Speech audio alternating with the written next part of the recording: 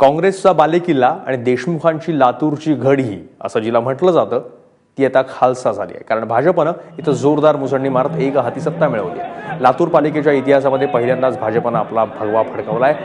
भाजपनं 70 पैकी 36 जागा जिंकत स्पष्ट बहुमत मिळवलं। या विजयामुळे पालकमंत्री संभाजीराव पाटील निलंगेकर यांच्या नेतृत्वावर शिक्कामोर्तब झालं।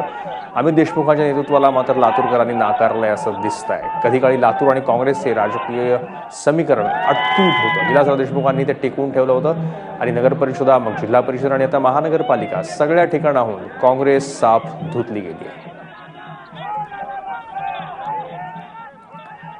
लातूरमध्ये सत्तेची समीकरणं सगळी बदलली कशी, ग्राफिक्स बघूयात आपण आणि तिथं आपल्याला व्यवस्थित ते समजू शकेल। आकडे काय सांगतात? भाजप 2012 मध्ये शून्य होतं। कोणा कल्पनाही नव्हती की 2017 मध्ये ते बहुमतात येतील। आलेत 36 जागा घेऊन। अमित देशमुख, बराच काळ त्यांची प्रतिक्रिया येत नव्हती, अखेरीस ती आली संध्याकाळी उशिरा। काय म्हणतायत ऐकूयात। नाही, जिल्हा परिषद मध्येही आम्हाला अपयश मिळालं आणि इथं आम्हाला निसटता पराभव पत्करावा लागतो।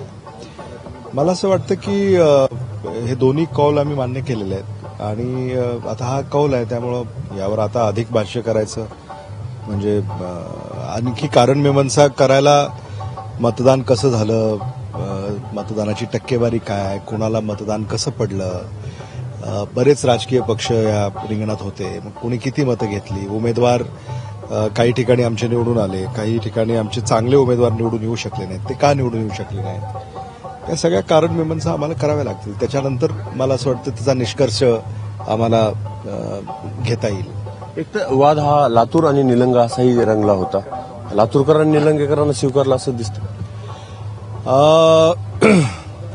असं म्हणणं थोडंसं अतिशोक्तीचं एवढ्यासाठी होईल, कारण या सगळ्या निवडणुकीचे निकाल आता जरी लातूर विरुद्ध निलंगा असा जरी हा सामना रंगला असेल तरी त्याच्या निकालाच्या खोलात जोपर्यंत आपण जात नाही तोपर्यंत तसा निष्कर्ष काढणं मला असं वाटतं ते घाईचं